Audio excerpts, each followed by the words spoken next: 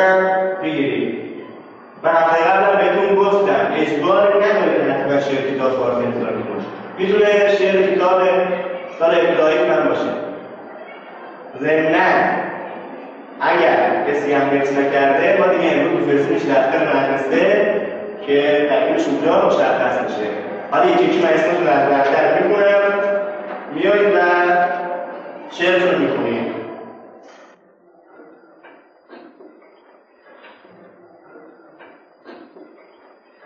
آقای مجید خادمی بخون شعرتو.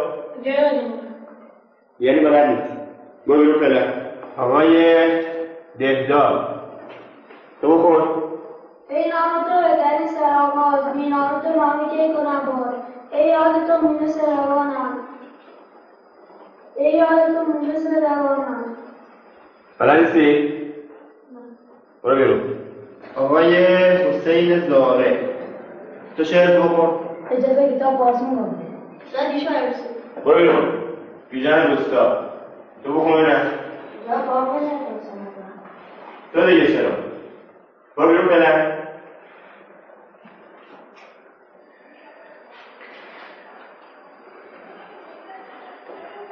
شما چیکار کنم؟ مثلا کارت همون مادری کنیم. گفتی یه شعر حفظ کنی، کار سختیه؟ راهی دیگه نداری. در باز کن همجا، برو دفتر. آقای رضا گوشه دفتر رفت سمت آمد و جاشه بلده کتاب باز میکنم. خب در به من یه کار دیگه میکنی. به این شرط فرستتون نرکن که هر کسی هر شعری بلده بخونه. من میخوام ببینم شما چی دوست دارید، هر چی دوست دارید بخونید. من اصلا از من ایراد اشکالی ندارم، ناراحت نباش. خب همین هم شیرن. خب فردا بخون ببینم براش هر شعری بلدی بخون. راحت باش، دوست دارم هر چی دوست داری بخون. برسی حسین بخون. یه دعوا نمی‌کنه. برای چی دعوت کنم؟ چه خانه بخون. قرار شده امروز که هر چی دوست دارید بخونید. کلاس آزاده.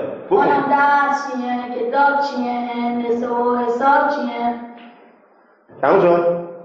من که ولدم آواز خونم، یا این آواز و ساز بخونم. روزی که تو قلبم راحت با گذاشتی، باید واسه من رو قلبت جا می‌ذاشتی.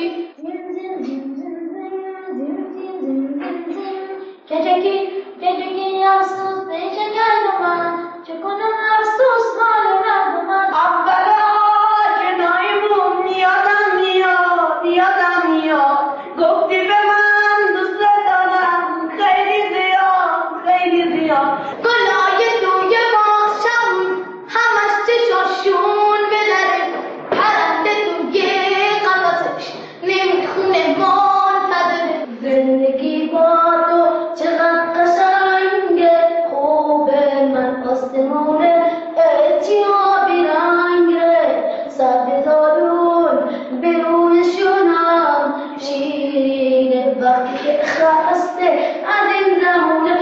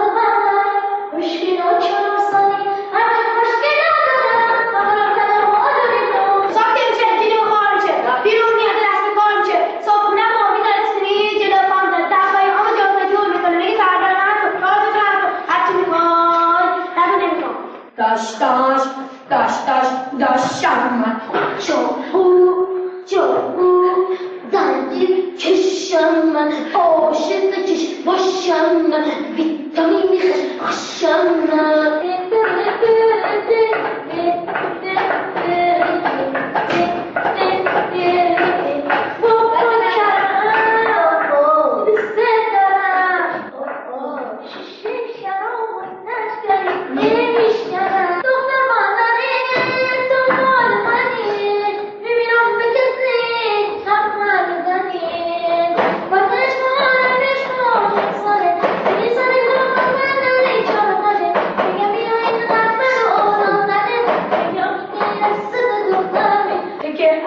میشی رو ما میشینیم منم بارون میشم تون میبارم چه که